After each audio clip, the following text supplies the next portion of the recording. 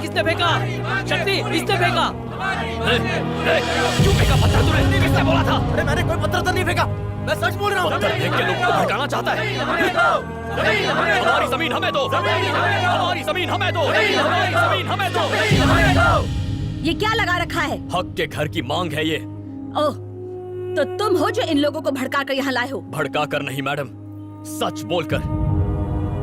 135 गांव के लोगों ने घर, जमीन, खेती सब कुर्बान कर दी। उसका सही दाम उन्हें क्यों नहीं मिला, यही पूछने आए हैं। जब देश में विकास होता है तो कुछ लोगों को कष्ट होता है। क्या उसके लिए अपना प्रोजेक्ट रोक दे जिससे लाखों लोगों को फायदा होगा? कुछ बड़ा पाने के लिए कुछ खोना पड़ता ही है। यहाँ बात खोने की नहीं, हमारे रास्ते पर आने की है मैडम। इन लोगों की जिंदगी नर्क से बदतर हो गई है। मेरे रहते हुए ऐसा कुछ नहीं होगा।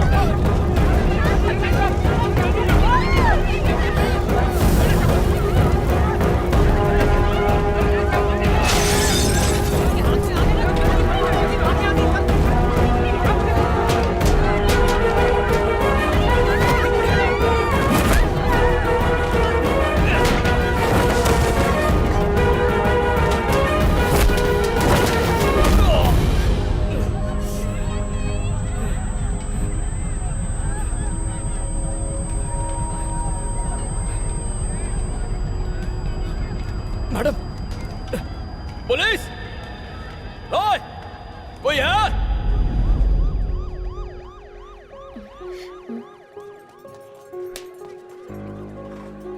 आज आपने यहाँ जो भी कहा वो गरीबों के लिए था या उस कॉन्ट्रैक्टर के लिए जिसके आदमियों ने पत्थर मारा?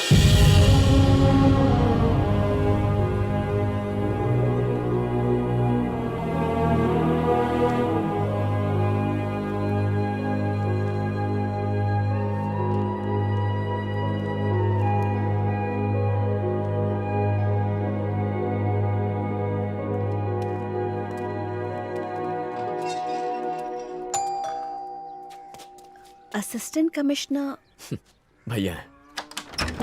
वाह, आज तो खाने पर। हेलो। हाय। आने से पहले फोन कर लिया होता। अंदर आ जाइए, मैं कपड़े बदल कर आता हूँ। अरे शक्ति, अगर तुम मेरा नाम ले लेते तो पुलिस तुम्हें छोड़ देती ना। आपका नाम बताता तो पुलिस सिर्फ मुझे छोड़ दी, गांव वालों को नहीं। अरे ऑस्ट्रेलिया में एमबीए करके लाखों की नौकरी छोड़कर अपने देश, अपने लोगों के बीच लौट आया है। पहले तो मुझे लगा जैसे इसने अपने पूरे करियर को बर्बाद कर दिया, मगर जब 2 साल के अंदर इसने उस गांव को बदल दिया तो मुझे अपने भाई पर वाकई बहुत गर्व हुआ।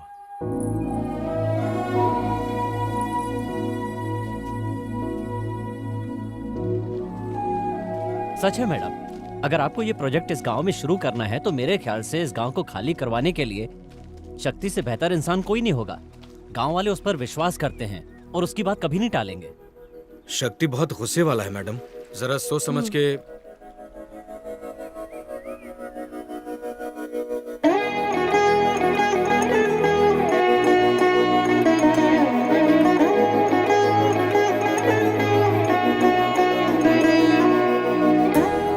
अगर आप हमें अंधेरे से निकालकर रोशनी की ओर ले जाएंगे और अगर ये प्रोजेक्ट लाखों का भला करेगा, then I'll be there with you.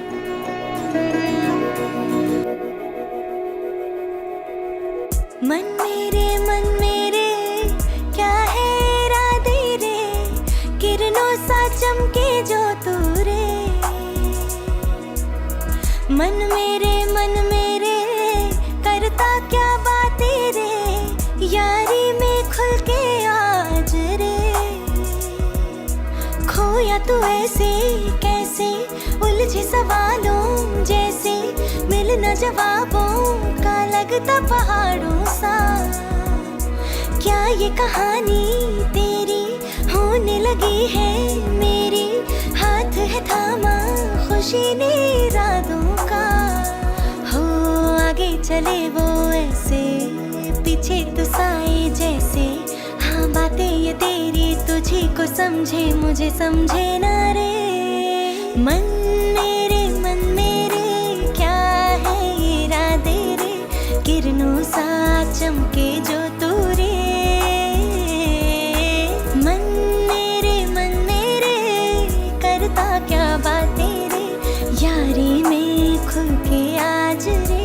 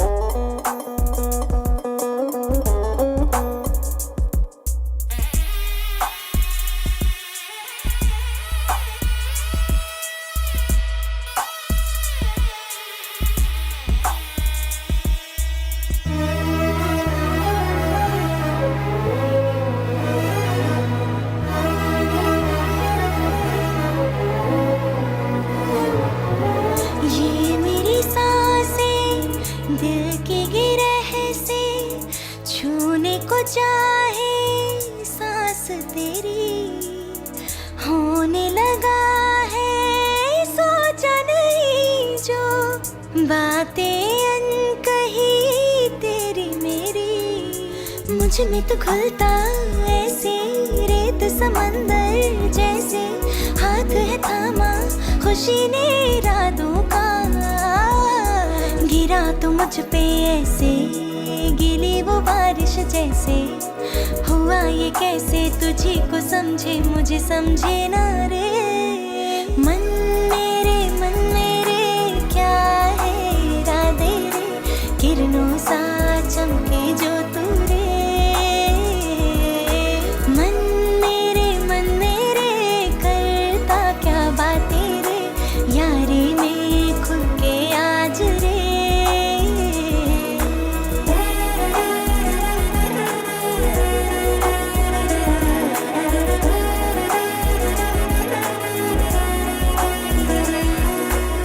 मन मेरे क्या है इरादे रे, किरणों सा चमके जो तू रे।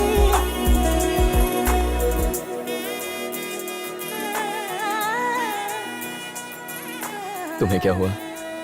Feeling nervous? रिलैक्स। नमस्ते। What a surprise sir. तुम मेरे परिवार की जैसी हो। Congrats. Thank you.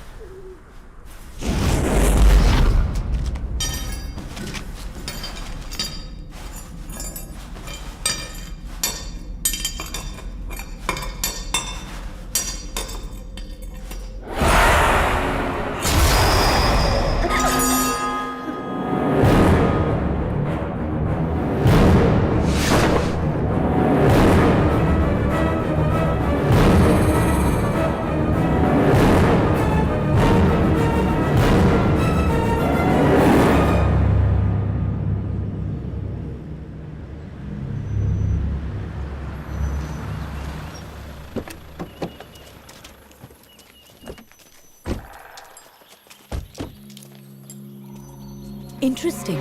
जंगल के बीचों बीच ये हवेली निजाम की सेनाओं के मुखियाओं के ठहरने के लिए बनाई गई थी। बाद में इसे ब्रिटिश अफसरों का गेस्ट हाउस बना दिया गया। देश की आजादी के बाद ये कई सालों तक बंद रही, यहाँ कोई नहीं रहता था। फिर सरकार ने इसे पुलिस डिपार्टमेंट को दे दिया। सिक्योरिटी वाइज इस जगह के बारे में हमारे डिपार्टमेंट में किसी को कुछ नहीं पता। उनकी नजर में ये सिर्फ पुलिस ट्रेनिंग कैंप है। अगर चंचला को इस तरह इंटरोगेट करना है कि किसी को इसकी भनक ना लगे, तो इससे बेहतर जगह और कोई नहीं। And our hub is that side. यहां से हम उसके बेडरूम और बाथरूम को छोड़कर लिविंग रूम, इंटरोगेशन रूम, हवेली के हर कोने पर नजर रख सकते हैं। हमारी मर्जी के बिना चिड़िया भी पर नहीं मार सकती। दारुक, ma'am. Go and get her. Mister Sampat, thanks for everything. My pleasure ma'am. अगर तुम साथ रहोगे तो चंचला बात नहीं करेगी, तो तुम्हारी ड्यूटी यहीं खत्म। Mister Jose, close the gate. Please.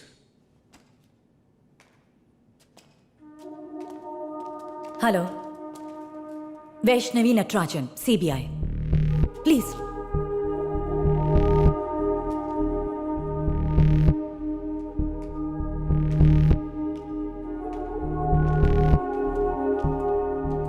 यहां बैठिए।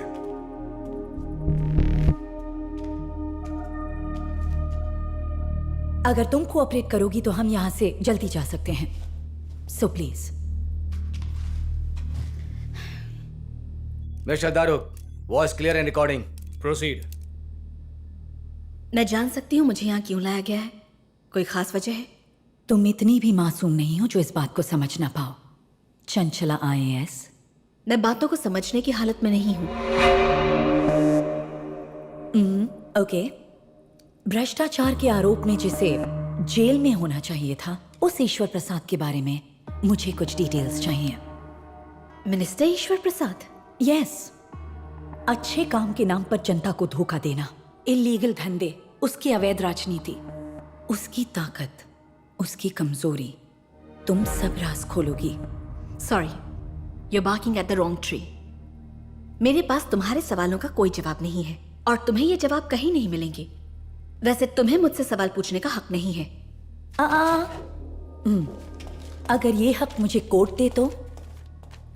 सेक्रेटरी ऑफ ईश्वर प्रसाद। सिर्फ आरोप ही नहीं, हम लोगों के पास ईश्वर प्रसाद के खिलाफ सबूत हैं। ईश्वर प्रसाद के खिलाफ सबूत? Come on, it's fake order man. Chanchala तभी सच बोलेगी जब उसे विश्वास होगा कि ईश्वर प्रसाद मुसीबत में है। हमें यकीन है उसके सारे सीक्रेट्स सिर्फ एक इंसान जानती है और वो तुम हो। So you have to answer all our questions. पूछो क्या पूछना है। ये समस्या मैं सीएम तक जरूर पहुंचाऊंगा। बात करने के। क्या कहा? एक मिनट सर, मुझे डाउट है कि आपके खिलाफ साजिश हो रही है। साजिश? जब से आपने मुझे अपना राजनीतिक वारिस घोषित किया है, तब से लोग आपको झूठे केस में फंसा रहे हैं। मैं सिर्फ जनता के लिए काम करता हूं और उनका साथ हमेशा हमारे साथ रहेगा। अगर भगवान भी हमारा साथ छोड़कर हमें अनाथ कर दे, फिर भी ये जनता हमें जरूर बचाएगी। डरो मत। बात वो नहीं है सर। पता नहीं तुम्हें ईश्वर प्रसाद के खिलाफ किस तरह के सबूत मिले हैं, पर वो सबूत झूठे हैं। क्या सच है क्या झूठ है, इसका फैसला हम करेंगे। Got it? तुमने दूसरी बार भी ईश्वर प्रसाद की पर्सनल सेक्रेटरी बनने का फैसला क्यों किया चंचला? क्या रिश्ता था तुम्हारा? पहले मैं एडमिनिस्ट्रेटिव डिपार्टमेंट में नहीं थी, बल्कि मुझे ईश्वर प्रसाद की पर्सनल सेक्रेटरी बनने की ड्यूटी मिली, जो मुझे बिल्कुल भी पसंद नहीं था। उनके साथ काम करके मुझे पता चला कि वो कितने महान इंसान हैं। ईश्वर प्रसाद ने अपना राजनीतिक सफर एक स्टूडेंट लीडर के रूप में शुरू किया। जब लोगों ने उनकी मेहनत, ईमानदारी और निष्ठा देखी, तो उन्हें पार्टी में बड़े बड़े पद सौंपे गए। उन्होंने अपने भाई तक को घर से बेदखल कर दिया जब उसने अपना काम निकालने के लिए उनके नाम का इस्तेमाल किया। उनकी इसी कैरेक्टर की वजह से मैं दूसरी बार उनकी पर्सनल सेक्रेटरी बनने के लिए इंस्पायर हुई। इन 10 सालों की सर्विस में क्या तुमने ईश्वर प्रसाद का कोई भी नेगेटिव साइड नहीं देखा? हाँ, देखा ना। लोगों की सेवा में अपने पत्नी और बच्चों का त्याग देना, गलत धंधे करके पैसे ना कमाना, अमेरिका में पढ़ रहे अपने बेटे का आज तक बैंक लोन चुकाना, गरीब जनता को अपने परिवार का हिस्सा मानना, अपनी बेटी को लास्ट इलेक्शन में पार्टी फंड से 3 करोड़ रुपए एक्स्ट्रा खर्च किए गए थे। इलेक्शन कमीशन का रिकॉर्ड है मेरे पास। It's all false. दोबारा अच्छे से चेक कर लो। और फ्रेंड्स? हाँ, थे ना उनके फ्रेंड्स। उनके साथ ट्रैवल करने वाला पीए चारी, अजय और उनके 5 फॉलोअर्स। वही उनकी ताकत, दौलत और दुनिया है। अपने फ्री टाइम में कहाँ जाता है? Swiss, France, Italy? उन्हें देश के प्राचीन मंदिरों में जाने का बहुत शौक है, और अगर उनके पास वक्त कम हो तो वो अपने पसंदीदा फार्म हाउस जाते हैं। तो बताओ, भगवान उसके लिए भक्ति है या फिर कारोबार? I mean, वो मंदिर प्रभु की भक्ति करने जाता है या सिर्फ लोगों को दिखाने के लिए? प्रभु को पाने के लिए जाते हैं। Done for the day Chanchala. आराम कर लो, कल बात करेंगे।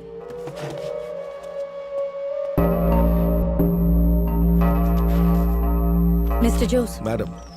जाने अनजाने में उसके मुंह से निकल गया कि वो मंदिरों में जाता है। जी। पिछले 1 साल में ईश्वर प्रसाद जिन मंदिरों में गया है उसकी डिटेल्स चाहिए। Okay madam. ओके। ओके। हे माई, हमारी रक्षा करना। हे, बहुत- ये क्या कर रहे हो? आत्माओं की शांति के लिए प्रार्थना। ऐसा करने से भटकती प्रेत आत्माओं को शांति मिलती है और वो बदला नहीं लेते। क्या ऐसा करने से आत्माएं शांत हो जाती हैं? ये हमारे गांव का परंपरा है। आज बुधवार है और अमावस्या भी। ओ राक्षसी। भाग यहाँ से। साहब।